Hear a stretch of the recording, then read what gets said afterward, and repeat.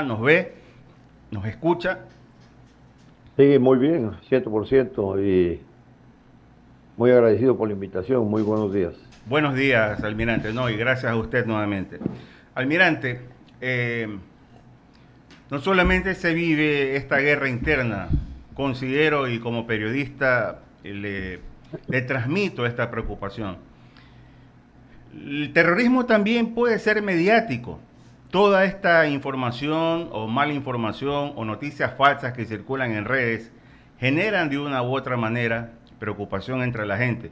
Estamos viendo el trabajo de excelencia patriótico que realizan nuestras gloriosas Fuerzas Armadas, pero siempre aparecen por ahí los denominados troles o aquellos que manejan cuentas falsas y lo que quieren también es generar conmoción, preocupación o más terrorismo. Desafortunadamente, almirante, salvo su mejor criterio, no hay alguna manera de controlar este tipo de guerra que yo considero también mediática. Almirante, bienvenido. Sí, muchas gracias. Bueno, usted está hablando, está haciendo una descripción corta de lo que los entendidos denominan la guerra híbrida. Uh -huh. Es una guerra en la que se utiliza la fuerza eh, convencional sumada a otros elementos como, por ejemplo, el terrorismo, como por ejemplo la insurgencia, y, y también se utilizan otros métodos como los que usted acaba de decir, las noticias falsas, la, la intervención en las radios, en la televisión.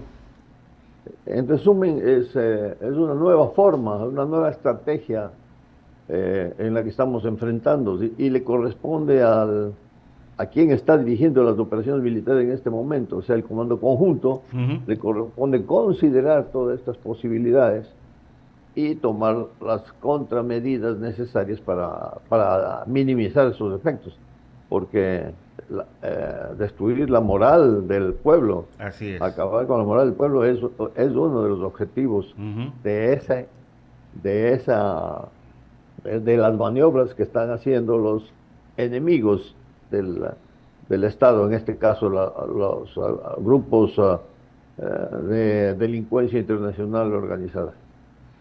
Así es, almirante.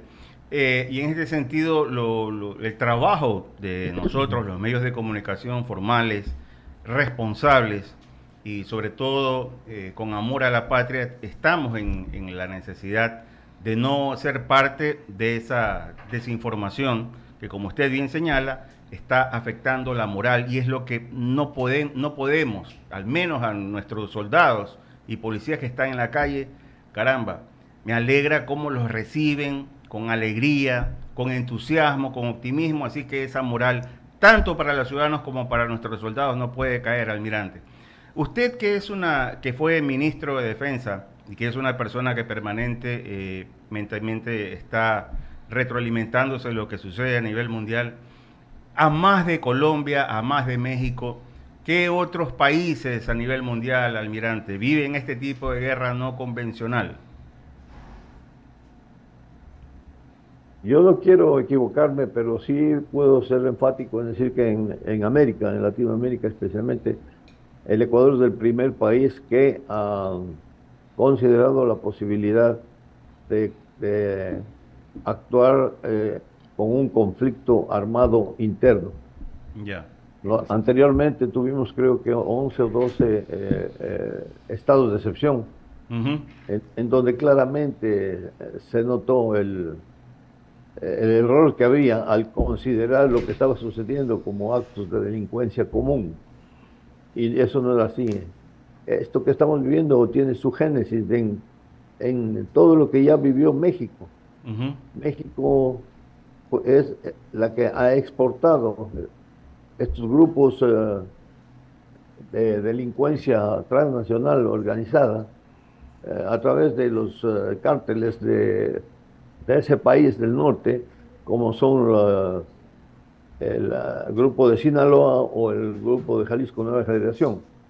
Ellos luchan por el control de los corredores de la droga que va hacia Europa, hacia Estados Unidos, y en esa lucha se han involucrado con los productores de la droga. Lastimosamente estamos rodeados por Colombia y Perú, que son los mayores productores de la droga actualmente en el mundo. Esos productores de la droga a su vez necesitan grupos para la producción, los procedimientos, el transporte, el acopio, la distribución. Y ahí es que se van formando estos grupos locales. En Colombia, la columna, eh, no, exactamente no me acuerdo el nombre, la columna Rendón, Ure Rendón, ¿Ya? que está aliada a Jalisco Nueva Generación, Ujú. y el Frente Oliver Simisterra, de En ingrata Colombia. recordación para nosotros. ¿Se acuerda usted el caso Huacho, Ujú, claro. que está aliado al cartel de Sinaloa? Esos grupos a su vez generan grupos en nuestro país porque, como dije, necesitan todas estas acciones.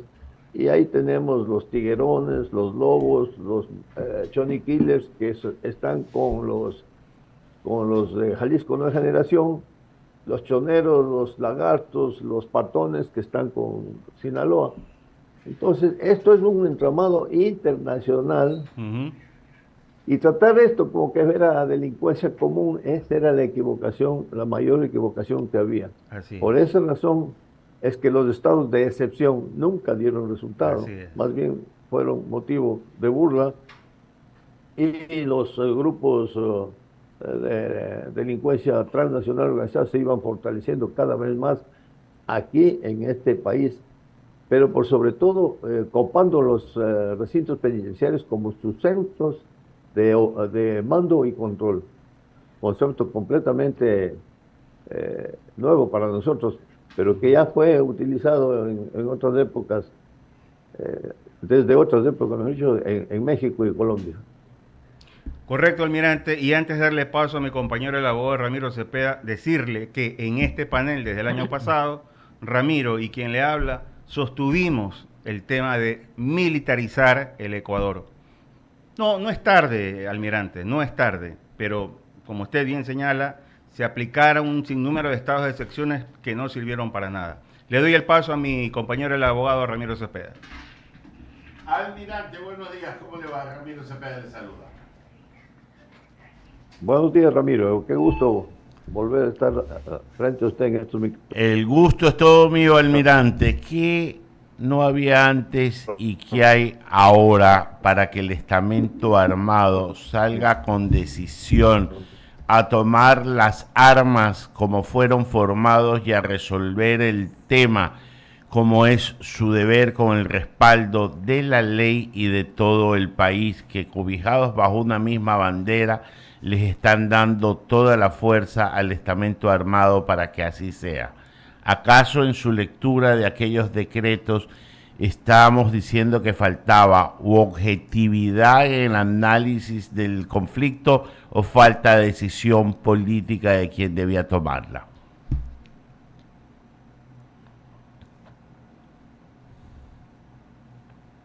El panorama siempre se vio, se consideró y se analizó la urgente necesidad, por ejemplo, de completar el sistema de radares que cubre todo el perímetro del país, y todos sabemos que el área de Manabí y Santa Elena está desprotegida. Por esas zonas protegidas han venido ingresando desde hace muchos años atrás las avionetas que vienen trayendo armamento, que vienen trayendo dinero, grandes cantidades de dinero, y se van llevando droga. Todo el mundo se pregunta de dónde sale el armamento tan sofisticado que hay. Ahí está una de las formas como ingresan, otra forma lo hacen contrabandeando por vía marítima, y otra forma es directamente utilizando los contactos con los vecinos del sur, con Perú. Entonces, todo eso se veía, pero faltaba la decisión Mm. política, que ahora sí la tuvo el presidente actual, y con mucha valentía, porque hay que reconocer todos los riesgos que esto implica, pero con mucha valentía y prestancia, no dudó en poner su firma en el decreto 111, que es justamente el decreto que reconoce la existencia de un conflicto armado interno. Y eso es el punto, la piedra angular de todo lo que va a desarrollarse en el país a partir del día en que se emitió este decreto 111. Almirante, usted enunció una palabra que me saltó ahorita, radares. Nunca se supo el tema del radar de Montecristi y dentro del análisis que ustedes deben de tener, debe estar la contaminación en todas las instancias que administran el país. Vamos a la justicia, vamos a la legislatura, vamos al ejecutivo, vamos a la policía y también al estamento militar, que lamentablemente gente de poco amor a la patria sucumbió ante las tentaciones del dinero y ayudaron para que este tipo de situaciones sucedan.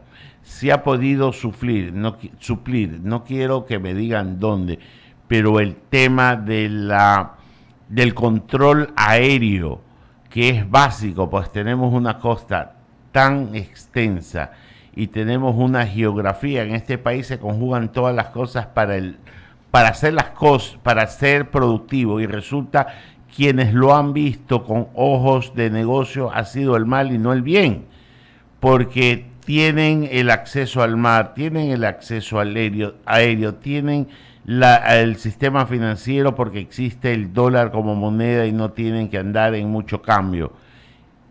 Entonces, si todo esto está claro, almirante, ¿por qué no llegamos a determinar también dentro del estamento armado quiénes son los que han ayudado para que estas cosas sucedan?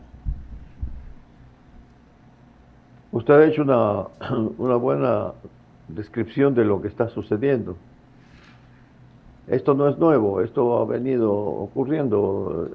La infiltración, los tentáculos del crimen transnacional organizado ha ido ingresando en todos los estamentos del Estado, precisamente por las ingentes cantidades de dinero que manejan. Y especialmente debemos concentrarnos, y gracias al caso Metástasis estamos viendo cómo en la función judicial han ido ingresando en jueces y fiscales. Hay en otros estamentos del Estado, y lógicamente tenía que ingresar en las fuerzas del orden, esto es en la Policía Nacional y en las Fuerzas Armadas. Se ha considerado muchas medidas para contrarrestar esta influencia negativa que viene desde el narcotráfico, especialmente en la selección del personal, especialmente en pruebas de confianza que se tienen que hacer permanentemente, declaraciones que se hacen también a la SRI y a la UAFE, etcétera, tratando de evitar un mal que está latente y puede llegar a constituirse ya una plaga si no se toman las medidas adecuadas. Afortunadamente tenemos unas Fuerzas Armadas muy profesionales. Hablo por Fuerzas Armadas, no puedo hablar por Policía Nacional, no puedo hablar por otras, pero Fuerzas Armadas muy profesionales, en las cuales de estos casos no son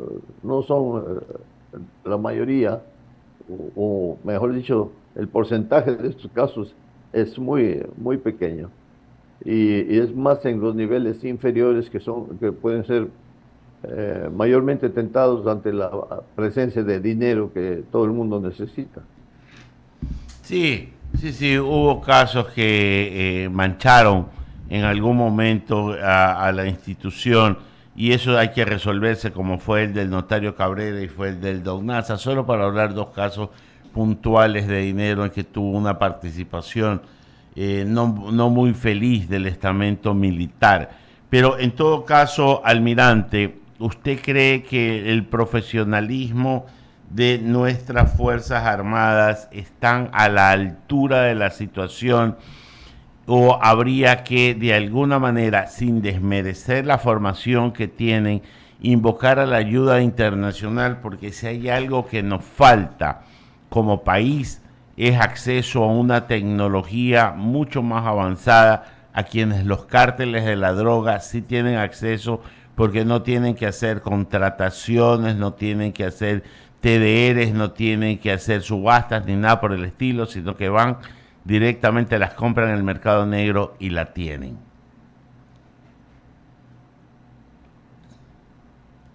El profesionalismo de Fuerzas Armadas ecuatorianas no está en duda, jamás. Lo ha demostrado en los conflictos externos y lo está demostrando ahora en esta situación que estamos viviendo. El sacrificio es inherente al uniforme que se lleva. Entonces, nosotros podemos, y estoy seguro, de que los actuales mandos saben exactamente toda la capacidad que se tiene y lo que significa esta guerra que, como dije hace un momento, unos le llaman guerra irregular, otros le llaman guerra híbrida, pero en realidad sale de los cánones normales de lo que conocemos como una guerra, el enfrentamiento entre dos fuerzas regulares, fuerzas del Estado. Esta es otra cosa diferente. A esto hay que aplicarle muchos ingredientes adicionales, como es la ciberinteligencia, como es la tecnología, la inteligencia artificial. A eso me refería, almirante, si estamos a la altura de las circunstancias, sí. A eso justamente iba. Entonces, siendo este un delito transnacional, que no se origina aquí, como expliqué hace un momento, sino que es una cadena de hechos que vienen de otros países, también la solución tiene que ser transnacional. Y estoy plenamente de acuerdo en que se pida la colaboración de países como Estados Unidos, porque el mayor beneficiado de una guerra contra el narcotráfico es precisamente Estados Unidos. Entonces tiene la obligación de apoyarnos con toda la tecnología que ellos tienen, con la inteligencia satelital que ellos tienen, con la inteligencia artificial, etcétera. Además de eso, las relaciones con Colombia tienen que mejorarse cada vez más y definitivamente no podríamos, no tenemos visos de una solución inmediata si no tenemos el apoyo de este tipo que acabo de describir de otros países. No estoy muy seguro de que puedan venir tropas extranjeras al territorio ecuatoriano, porque la Constitución habla de bases y recintos militares, pero no es muy claro, eso lo dejo para los especialistas jurídicos que pueden decir si tropas militares pueden actuar aquí o está prohibido definitivamente por la Constitución. Pero la colaboración internacional en la forma que acabamos de conversar es la forma en la que podríamos ayudarnos a combatir este flagelo que no es solo del Ecuador, es de toda Latinoamérica. Almirante, agradecerle por haber comparecido a los micrófonos de I-99. Siempre es un gusto conversar con alguien que tiene la experiencia de haber estado en una cartera de Estado como el Ministerio de Defensa y de haber estado también en el Comando Conjunto de las Fuerzas Armadas del Ecuador. Que tenga un buen día, almirante. Muchas gracias. Un gusto haber estado con ustedes. Buenos días. Que tenga un buen día y un feliz año. Si abrimos el espacio a las menciones publicitarias, porque yo lo quiero enviar a usted, Bolo. Dígame. ¿Qué tal mañana? Claro. Un miércoles lleno de emociones en la pantalla grande. A usted que le gusta emocionarse. Claro. ¿A quién quiere llevar al